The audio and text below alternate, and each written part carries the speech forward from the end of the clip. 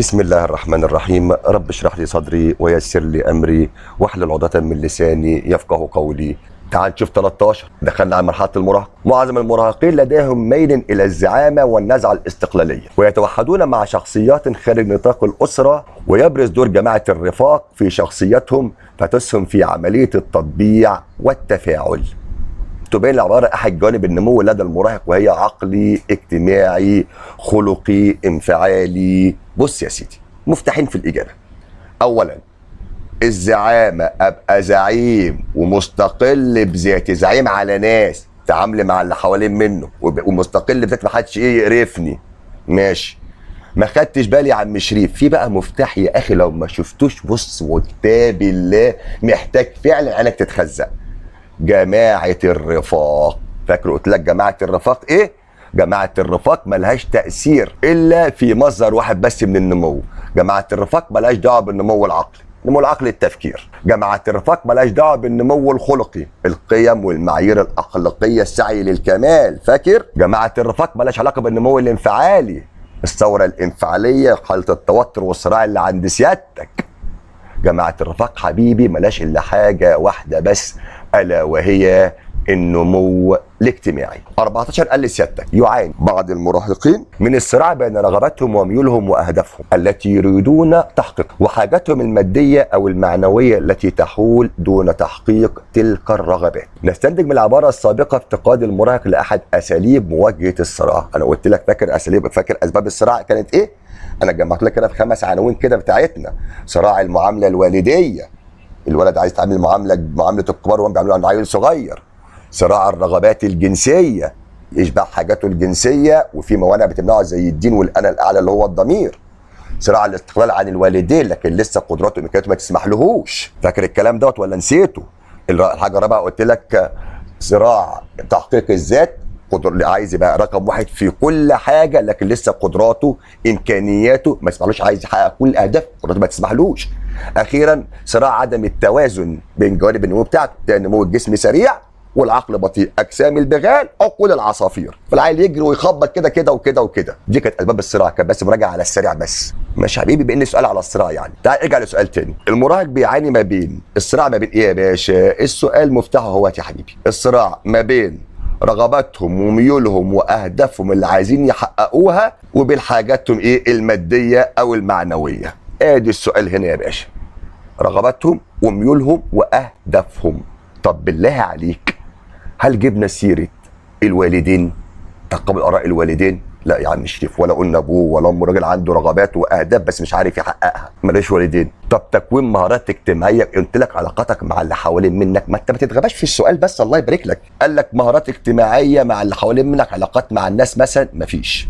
انشطه رياضيه، خد بعضك وروح النادي والعب كوره هنا وتنطط والعب بلياردو وي وي وي، مفيش. لكن لما يكون عندك صراع بين رغباتك وميولك واهدافك، هذا يعني حبيبي ان سيادتك ما عندكش وعي بامكانياتك وقدراتك، لان اللي عنده وعي قدراته وامكانياته يقدر يحقق اهدافه بمنتهى السهوله. تعال نخش بقى يا معلم ايه على الشخصيه، وده اكتر باب بيجي لك منه اسئله. السنه اللي فاتت جيب منه 8 اسئله. 8 ما تستغربش. ايوه قلت لك الكلام ده والله العظيم برضه. قال لك اولا الشخصيه التي لا، انت عارف الاول فاكر عندنا كام نظريه للشخصيه؟ 4 نظريات.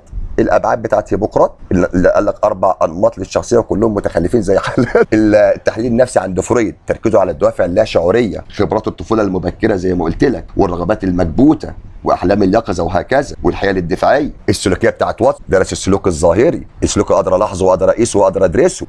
الشخصيه العادات المتعلمه من المجتمع، تاثير البيئه على سيادته. ثم كانت النظريه الانسانيه بتاعت عمنا ماسلو اللي رجع للطبيعه الانسانيه والاهداف الانسانيه والعمليه والدوافع الشعوريه مش اللا شعوريه. قلت لك لا شعوريه فرويد، الشعوريه ده عمنا مين يا باشا؟ عمنا ماسلو اللي هو الطبيعه الخيريه للانسان. ده كان بس ايه برضه دردشه كده سريع على ال4 نظريات. سؤالك هناك على نظريه الانماط بتاعت هيبوقراط. الشخصيه التي لا تشعر بالسعاده وترى ان اي خبر سعيد يسمعه سيكون بعده العديد من الكوارث الاخرى تختبئ خلفه، يا ساتر.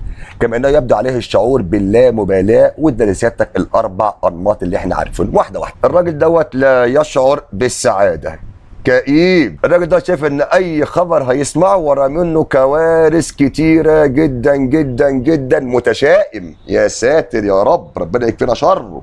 عيل كئيب، عيل متشائم، كما انه يبدو عليه الشعور باللامبالاه.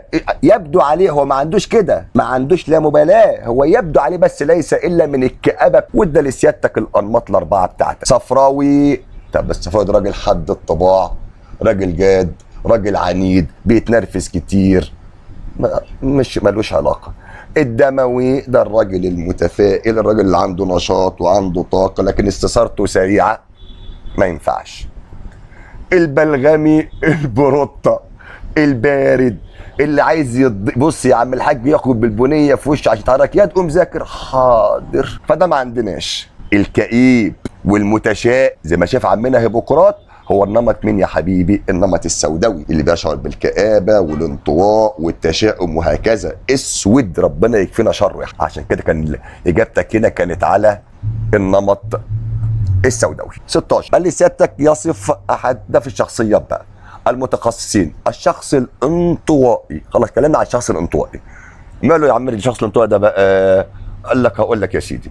اولا بيغلب عليه الغموض والصمت، ساكت هادي قاعد مع نفسه، فكل شيء لديه ينمو في الاعماق ولا تتلائم استجابته مع الظروف، ولكنه ينقاد الى انا. عارفين يعني ينقاد الى انا يعني ايه؟ ينقاد الى نفسه ويفسر كل شيء من خلال ذاتياته البحته، لذلك يكون رد فعله ليس له صله بالعالم الخارجي. شوف انا بقرا لك السؤال عمال احط لك مفاتيح على الاجابه، واحنا بنقرا سؤال مع بعضنا. ساكت، غامض وساكت، ردود افعاله مالهاش علاقه بالواقع الخارجي. احلام يقظه، احلام يقظه اللي هو بيسرح، بحلم وانا صاحي فاكر، ولد حسن الاسمر، ما دي احلام اليقظه، تقعد كده مع نفسك وتتخيل كذا وكذا وكذا وكذا. السؤال ما قاليش كده. حساس المزاج، راجل حساس مرهف الحس، ثم العاشي، ما قاليش ثم العاشي، مالهاش علاقه، بقت اجابتك غلط. طبعا بساط كامل ده مستحيل، يعني ده مستحيل. اصبح حبيبي الاجابه الصحيحه اللي عند سيادتك هي المثاليه والانعزاليه. طب ليه مثاليه وانعزاليه؟ قال لك غموض وصمت انعزالي، ساكت بكلمة ده انسان منعزل، رد فعله ليس له صله بالعالم الخارجي، ما هياش حاجه واقعيه، هي حاجه مثاليه. لما سالوا السنه اللي فاتت في الاتجاهات يا حبيبي، سالوك في السؤال رقم 17 وقال لسيادتك الاتجاهات النفسيه لدى الفرد تجعلنا نتعرف على سلوكياتهم المقبله في المواقف المختلفه. اقفش سلوكياتهم المقبله في المواقف المختلفه. فالطفل الثائر على اسرته المتعسفه معه، ده مثال يعني. يحتمل أن يثور على النظم الاجتماعية والاقتصادية المقررة، أو يثور على مهنة أبيه فلا يختارها لنفسه. اتجاهاتنا بنتعرف على سلوكياتهم المقبلة، يحتمل أن يعمل كذا، واداك 4 اختيارات. تمكننا من التنبؤ بسلوك الأفراد. يا جدع، ما قال لك نتعرف على سلوكياتهم المقبلة اللي لسه يعملوها. يحتمل يعملوا كذا، ممكن. أنا قلت إيه؟ ممكن، مش أكيد لسه. شوف الباقي. صلة الفرد بالمجتمع ملهاش أي علاقة. استمرارية وثبات نسبي، السؤال ما جابليش أي حاجة إنه هيقعد معاك فترة طويلة ولا حاجة. زي به ما قالكش إن أنت طبيب المجتمع ولا حاجة.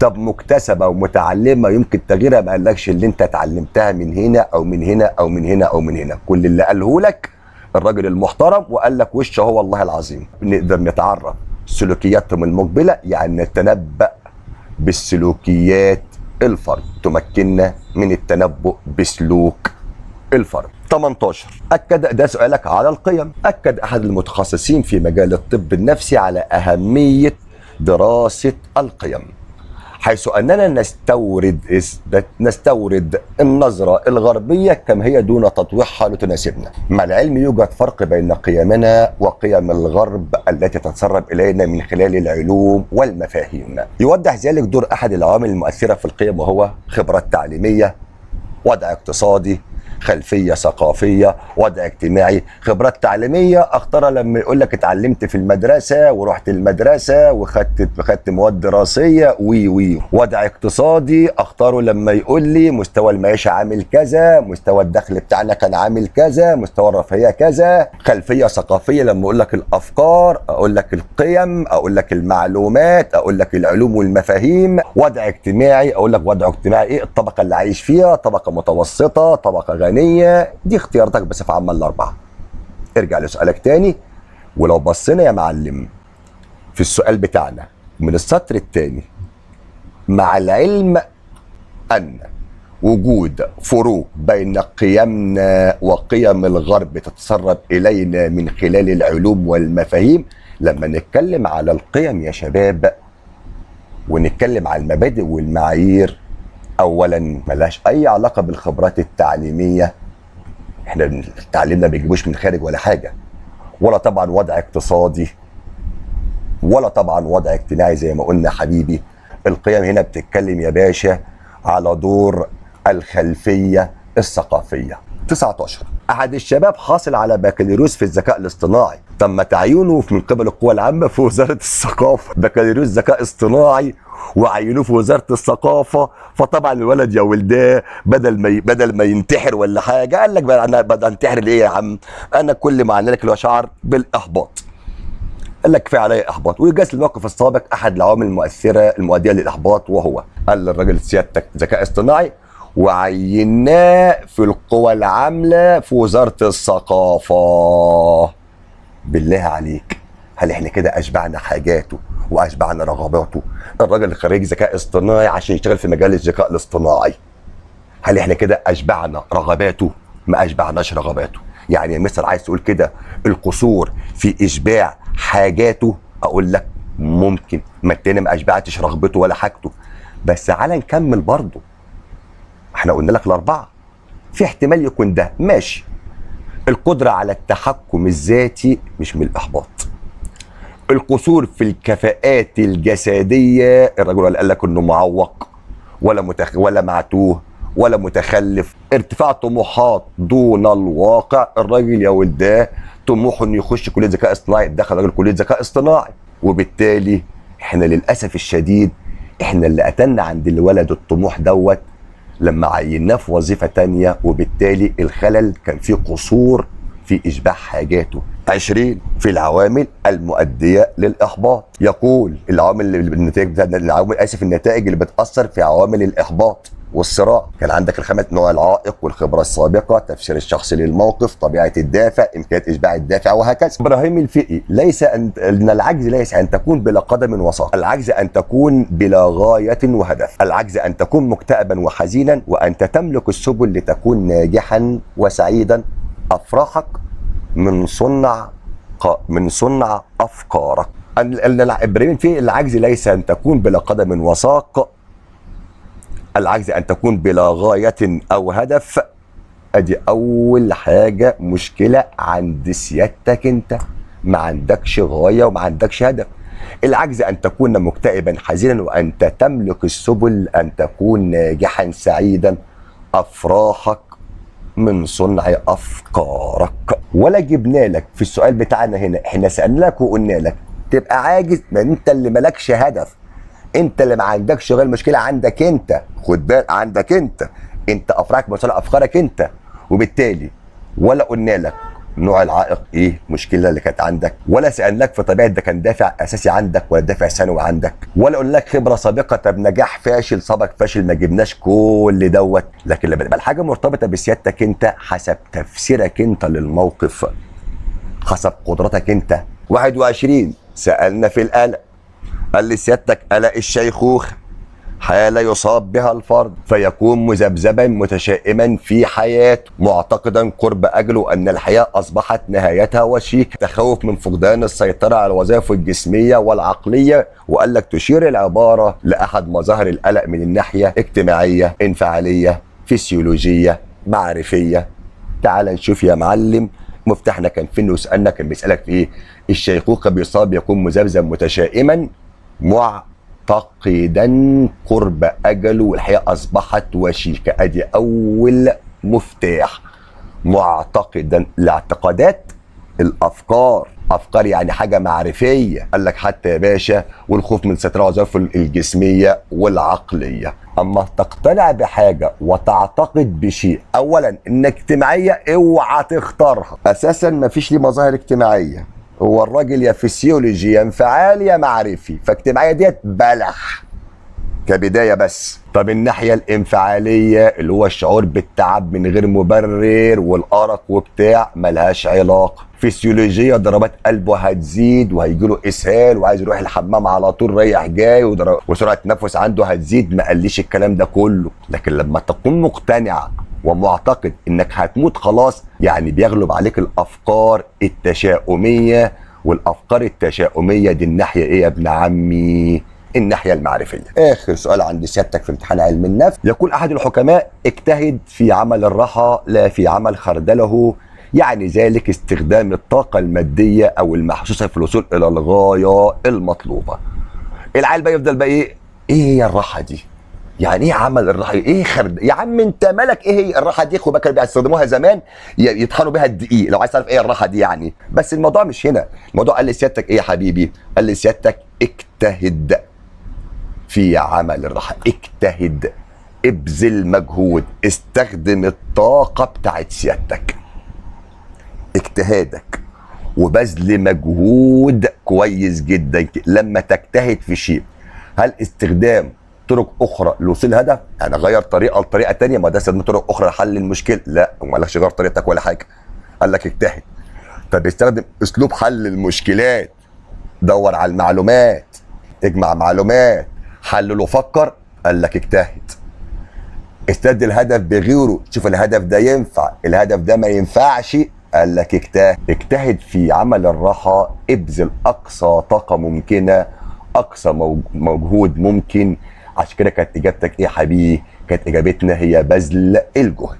المقالي سالوه في الصراع، ما قلت لك الصراع جه بس جالك في المقالي. جابوا سؤال حلو قوي على فكره وعمل دبكه السنه اللي فاتت للعيال، ما اعرفش والله، حتى مع بعض المدرسين مش فاهم ليه، مع انه سؤال مباشر. قال لك قفزه الحجر من العادات الاندونيسيه، من في اندونيسيا بيعملوا كده. طب الفتى بيعمل ايه بقى يا معلم؟ بص يا العيل يا ولداه حاجه صعبه حبتين، يقفز فوق ترتيب هيكل حجري يبلغ ارتفاعه 2 متر. يا نهار ازرق، والله العظيم يا صاحبي، ينط من فوق تبه كده حجر، هيكل حجري من ارتفاع 2 متر. يا لا، ممكن يتعور. ممكن يتعور. حاجه وحشه. حاجه وحشه. جيت هكدب عليك يعني. ليعرف انه اصبح بالغا ويستحق الانضمام لساحه المعركه. ما دام العيل بلغ يستحق الانضمام للمعركه، دي حاجه كويسه. يعني الولد خايف يقفز ويتراجع من الخوف والفشل. طب انط يلا واتعور، حاجه وحشه ولا لا؟ انا بقيت بالغ، بقيت راجل، بقيت كبير، خدوني معاكم الجيش يا معلم وانا هحارب وبتاع وابقى 100 فل، ودي حاجه كويسه. وبالتالي العيل هنا حصل صراع ما بين هدف ليه جانب ايجابي وجانب سلبي. اما يكون ما بين هدف ايجابي وهدف سلبي يبقى صراع الاقدام الاحجام. يبقى اكتب له صراع الاقدام الاحجام، هدف له جوانب ايجابيه واخرى سلبيه، وحط له المثال بتاعه. اي مثال عايز تحطه له حطه له. اي مثال: طالب يريد مشاهده مباراه لفريقه المفضل ولديه امتحان غدا مثلا. طالب يريد الالتحاق بكليه الطب ويخاف من شكل الدم مثلا. ولازم اكتب له صراع الاقدام الاحجام. مش مثال بس، لازم اكتب له صراع الاقدام الاحجام. ماشي يا سيدي؟ اتفقنا؟ ادي يا سيدي امتحانك بتاع علم النفس. اقعد كده اتفرج كده عليه شويه، تابعه كده، راجعه كده يا معلم مره 2 3 على ما اظبط لك علم الاجتماع وانزله لك على طول. ماشي يا غالي؟ يلا، السلام عليكم.